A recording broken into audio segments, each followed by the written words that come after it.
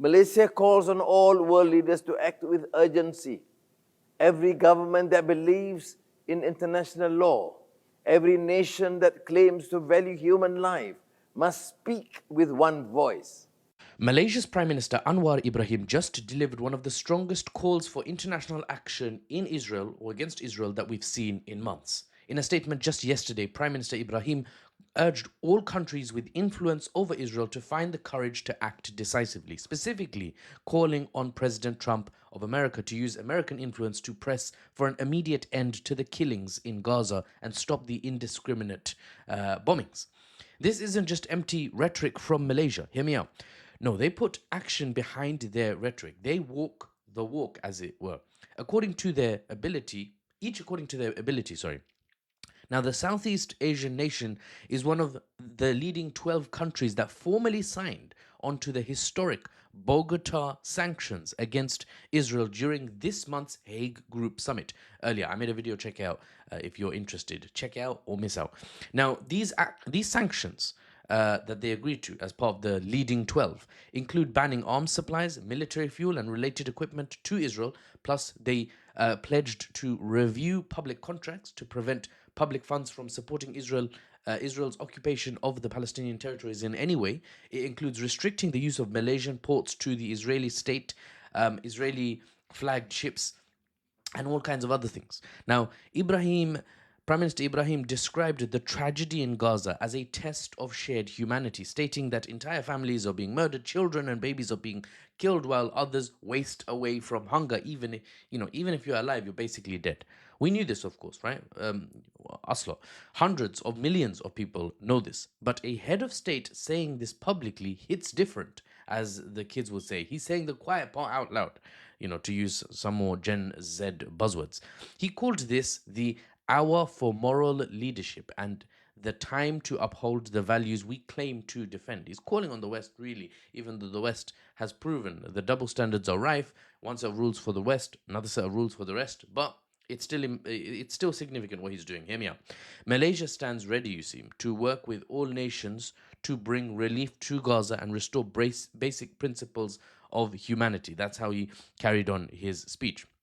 Now, what makes this significant is that Malaysia is putting its money where its mouth is, backing diplomatic pressure with concrete economic action. Now, Malaysia is not an economy that's particularly heavily tied to Israel, so them saying you can't use our ports anymore it doesn't do much. It doesn't impact Malaysia much, and it doesn't impact Israel much. But it's symbolic, and it can lead to other countries where Israel does work with them closely.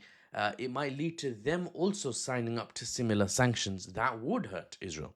Now, geopolitically, it's unlikely that Prime Minister Anwar Ibrahim's calls do much, right, in terms of directly pressuring the Israeli state. But indirectly, the effects are very worrying for Israel. 5 days after the Bogotá summit that Malaysia was part of, where 12 countries agreed to sanction Israel according to their abilities, non-Western sanctions, I know, it blows your mind. A Western-led group, just 5 days later, a Western-led group led by the UK and France demanded an immediate end to the Gaza crisis engineered by Israel and threatened to take action if it does not end. Now, that is just words, it's not action. But be an analyst for a second. Don't let emotion cloud your assessment. Don't let your frustration cloud your understanding of the trajectory or the progress that is being made here.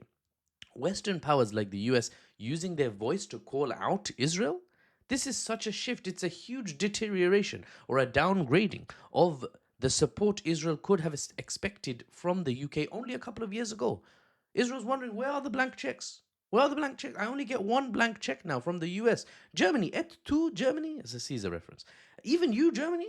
Where's your blank checks? What happened to the World War II guilt that allowed you to let me do World War II stuff to the Palestinians? Where's that going? I need that back, right? I'm struggling out here. I'm struggling to commit war crimes without people accepting me, without people parroting the narrative that I've got a right to defend myself by sniping children in the head. Check out Mehdi Hassan's one human being versus 20 fascists. Now, even Germany's support for Israel is becoming less vocal these days, and the trend is clear. Support, even from the Western powers, for the Israeli state is diminishing. Now, as an analyst, I'll be going over Israel's war goals in Gaza and why this conflict, just like the Israel Iran conflict, is likely to end in an effective defeat for Israel. I predict 3 months. No major war goals achieved, economy and diplomatic standing damaged irreparably, like without being able to be repaired, all that in a future analysis piece. Now help me guys, please. I very rarely, come on, I very rarely ask. Help me reach more people with this message by hearting or liking this video, depending on where it's on, what platform you're looking at it on.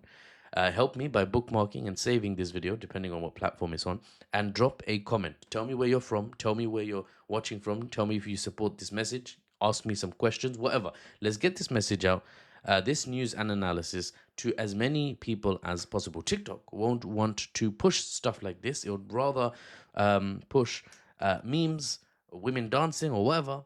But this is what actually people care about. For better or worse, this is what actually people want to know about without the Western spin, summarized in a very short video where you don't have to watch the news all day. You just have to click on one of my videos. You got the full summary in probably less than 7 or 8 minutes, sometimes 10. A lot of the time 10, sorry. So help me encourage the algorithm. Together, we can help more people access the truth. And for the unbiased news and analysis without the Western spin, I'm Mahfouz, and I'll see you on the next one.